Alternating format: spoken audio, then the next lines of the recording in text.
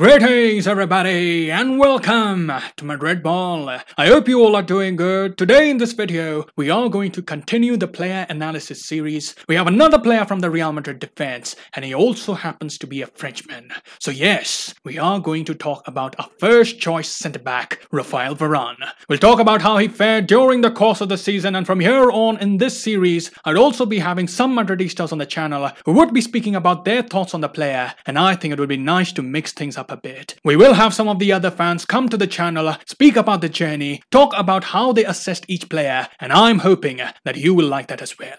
But without further ado, let's get started with the season analysis of Raphael Varane. Now, talking about the involvement of Raphael Varane, he played in 31 matches in La Liga, 9 in the Champions League. He was there on a pitch for a total of 3,527 minutes, and during this time frame, he scored 2 goals and had 0 assists against his name.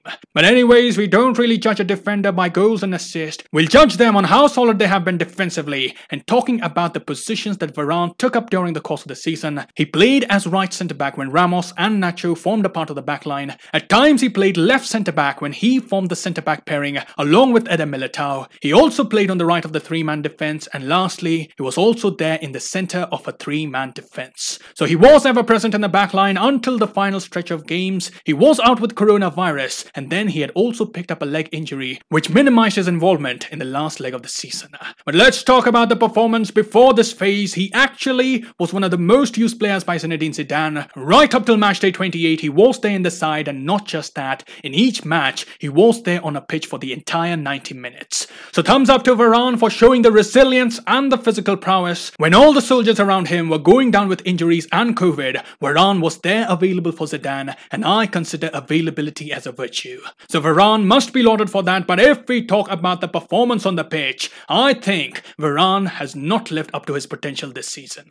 Obviously, he ended the last season in a very poor way. As we all know, Varane was a major factor in a Champions League loss against Man City away from home. His individual errors cost us in that match, so he didn't end the season in an ideal way, and coming to the new 2020-21 season, he started off the season as a player who was a bit short of confidence. There were some good games, but there were also some games where Varane looked very shaky. He seemed to be lacking composure, and his positioning against counter-attacks was questionable as well.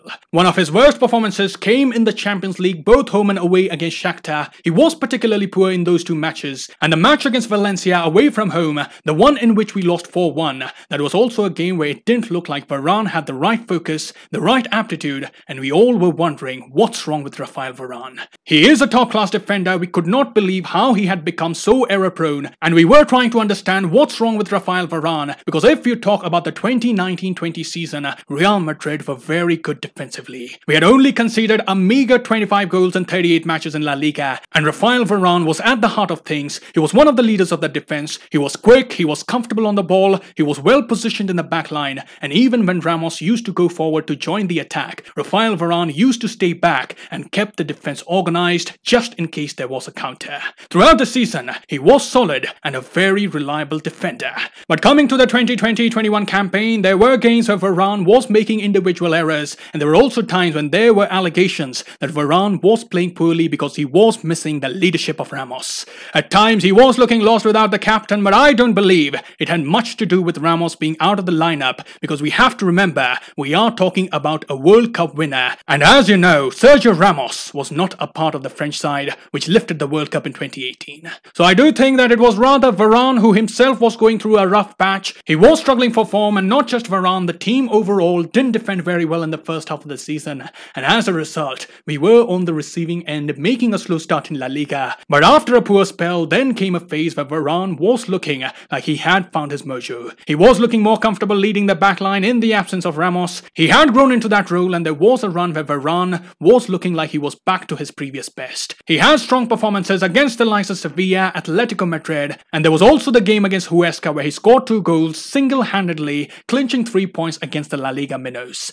And then of course, towards the final stage of the season, he was not involved at all. But overall, if we had to use one word which would define the season for Varane, I would use the word inconsistent. He had good games, but in between those matches, there were some games where Varane was far from convincing, and this is the reason why we are hearing that Real Madrid are open to the departure of Raphael Varane. The inconsistency is the reason why we see Real Madrid are willing to part ways with Varane, and I know it sounds odd cause had you told me in January or February 2020 that Varane would be leaving the following year, I would have told you no chance that's going to happen because Varane was there in his prime. In fact, he's still there in his prime, but Varane had really established himself as a starter. He had the experience in playing in big games, he had the experience of winning silverware, and you would imagine with his qualities, he would at least stay in Madrid up till the age of 30, and then of course, based on performance, he could get an extension. But in football, we know nothing is for certain. The football world moves very quickly. It doesn't take much time for a club like Real Madrid to start looking at other alternatives, and that is what I think Real Madrid are doing at the moment. Had Varane had a convincing season, the urgency on the part of Real Madrid to renew Raphael Varane would have been more, and why would you let a world-class defender on top of his game leave?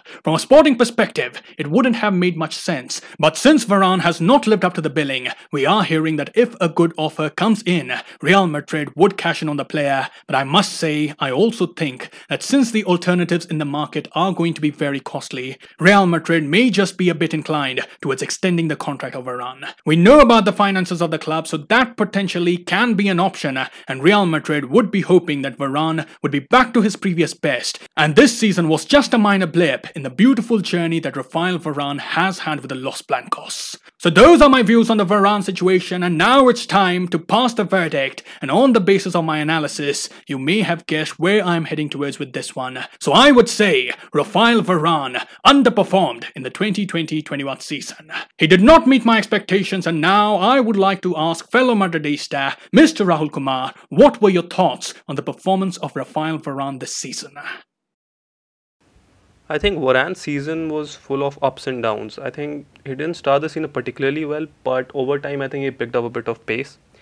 I'm just going to go through some of his match ratings throughout the season to actually get an idea about how good he was or how did he perform over time. So, as I said, in the initial part of the season he wasn't doing particularly well, but around September and October, he played 3 and 8 matches respectively in those months, and he had an average rating of 7.3 and 7 in those respective months. So I'd say that's pretty decent.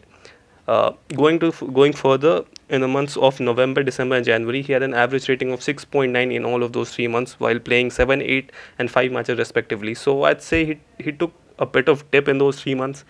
And after that, in February, he had a season high of 7.7 average rating in that month. So I think he was very good in that period as well. So it clearly shows that Varane was having good moments, and then he was just going and having some bad moments. So yeah, his season was good as well as bad, you could say. He had his phases.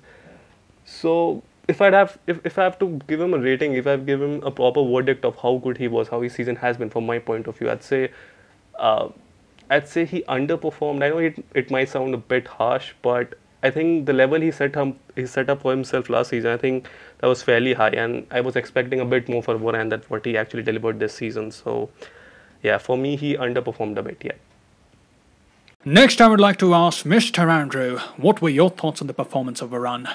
Okay, so I'm going to talk about Varane's season this season. So this season, he got 41 appearances, 2 goals, 0 assists, and what I heard is that he only got 4 yellow cards. What I disliked about him is that he was very inconsistent.